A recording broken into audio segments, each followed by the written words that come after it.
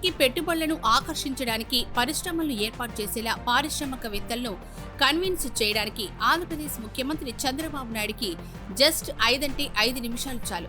ఈ విషయం గతంలో పలుమార్లు రుజువైంది. ఉమ్మడి ఆంధ్రప్రదేశ్ రాష్ట్ర ముఖ్యమంత్రిగా హైదరాబాద్ నగరాన్ని ఐటీ హబ్గా బెంగళూరు, చెన్నైలకు దీటుగా మార్చడంలో ఆయన పాత్ర కీలకం. ఎన్నో ప్రతిష్టాత్మక సంస్థలు కేవలం ఆయన పైన, అభివృద్ధి విషయంలో ఆయనకు ఉన్న విజన్ పైన నమ్మకంతో హైదరాబాద్కు తరలొచ్చాయి. ఇప్పుడు అదే పరిస్థితి అమరావతిలో కనిపిస్తోంది. 5 ఏళ్ల జగన్ పాలన ఏపీలో పరిశ్రమల రంగానికి ఒకటి చీకటి అధ్యాయం అని చెప్పొచ్చు. ఒక్క ఛాన్స్ ప్లీజ్ అంటూ అధికారంలోకి వచ్చిన జగన్ తన 5 ఏళ్ల పాలనలో రాష్ట్ర ప్రజలకు నరకం చూపించారు. ఆయన పాలనలో ఏ వర్గమూ సంతోషంగా లేదు. అన్ని వర్గాల ప్రజలు ఆయన పీడిత పాలన బాధితులే అన్నట్లుగా పరిస్థితి మారిపోయింది.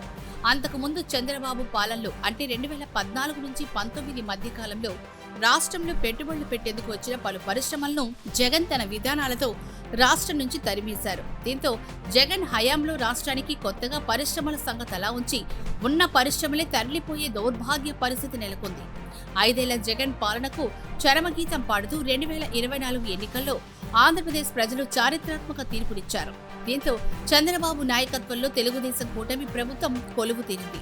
చంద్రబాబు ముఖ్యమంత్రిగా అధికార పగ్గాలు చేపట్టిన ఏడాది కాలంలోనే రాష్ట్ర పారిశ్రామిక రంగం పరుగులు పెడుతోంది.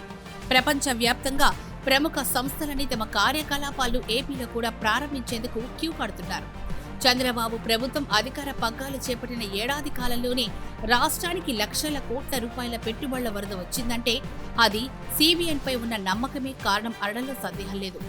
చంద్రబాబు పట్ల ఇన్వెస్టర్లలో నమ్మకానికి విజయవాడలో ఇన్వెస్టోపియా గ్లోబల్ ఈవెంట్ సాక్షిగా యుఏఈ మంత్రి చెప్పిన మాటలు నిలువెత్తు నిదర్శనంగా నిలుస్తాయి. ఈ ఈవెంట్కు గల్ఫ్ దేశాల నుంచి పెద్ద సంఖ్యలో పారిశ్రామికవేత్తలు పాల్గొన్నారు. ఆ సందర్భంగా ఈ సదస్సుకు హాజరైన యునైటెడ్ అరబ్ ఎమిరేట్స్ ఆర్థిక పర్యాటక శాఖ మంత్రి అబ్దుల్లా బిన్ తౌక్ అల్ మర్రీ దోవాస్లో చంద్రబాబుతో 5 నిమిషాలు భేటీ అయ్యారని, ఆ సందర్భంగా ఆయన విజన్ పట్ల ఆకర్షితుడై పెట్టుబడితో ఏపీకి వచ్చేశామని చెప్పారు. The Chief Honourable Minister back in Davos took me 5 minutes and I met this visionary leader who said, come to Andhra, I'll show you Andhra Pradesh the way it should be. ఇది చాలదు.